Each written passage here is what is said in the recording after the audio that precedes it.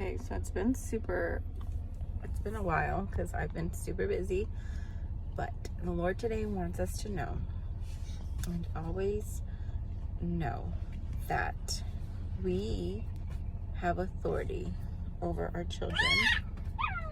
We have authority over them.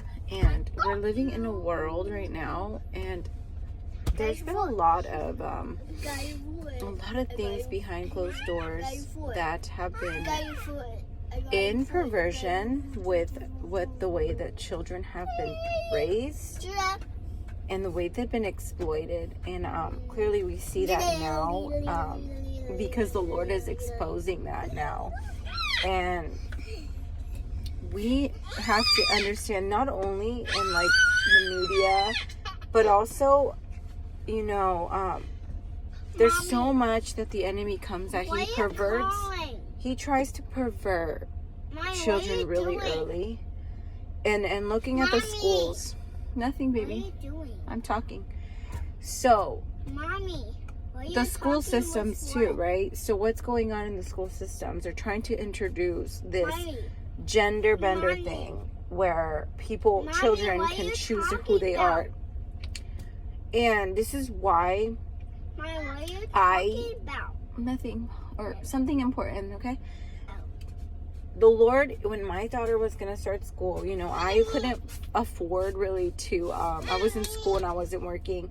And it was a financial sacrifice for me to go ahead and go forward with keeping her in a private school, because I was seeing how they were wanting, and this was like in 2017, 16, whatever, I'm not sure when, but it was earlier on, and this was like a conversation, right, that people were going to start doing all this gender stuff and pronouncing and all this. Mommy, I'm farting. You're farting? Yeah, 2 farts. Okay. And that's okay. Pass some gas if you need it. And I just was like baffled at this point that, you know, where we are in life, because it's sad, you know, and it's so hard, because I know what it's like to struggle, and I know that many people, you know, are just trying to get by, and it's just, what else other option, right, do people have but to just have to put their kids in these perverted schools? And it's absolutely heartbreaking to me, because, you know, I'm believing God in like to provide for my children, and I'm believing in Him to always make a way for me. It's not always about me, you know. He did give me a great career, but at this point, you know, I really want to focus more of my time on being home with my kids, you know, and at least, you know, I'm obviously believing God to provide me with the patience there too, because it's not easy, you know. I do like the balance, but He wants us to know that we have authority over our children, no matter what the enemy tries to do. No matter what he tries to come and corrupt, or try to corrupt the children in our minds, because it makes us feel helpless, right? Because he's really good at trying to make us feel helpless, like we're cornered in a wall, in a wall or whatever. But we have to take authority for our children. We have to take authority over our families, you know.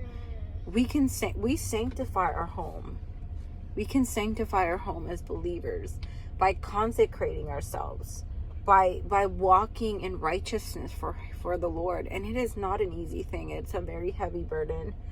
You know, I have lately been really overwhelmed by feeling like I've carried my family for such a long time. And, you know, that is what the Lord placed for me to do. That was something that I had to deal with. And even though it has been a very difficult journey, it's been a very difficult journey.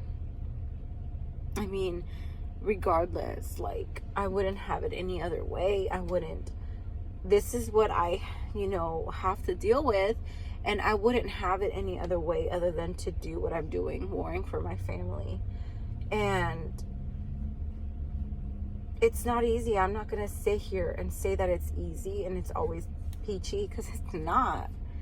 It's not easy, but we know we have to stand firm in the fact that the Lord has already overcome.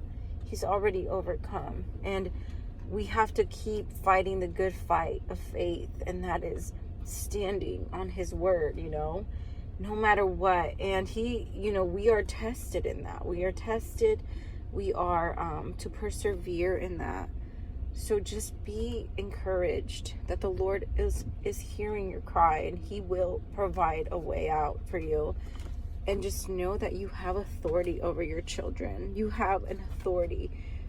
You have power, and you have to speak, your authority. And pray over your children. Cover them. Cover their minds. I pray every single day that my children only listen to the word of the Lord, the voice of God, because I never want them to fall for the lies that I fell for when I was a little girl. That really derailed my life. Okay, bye.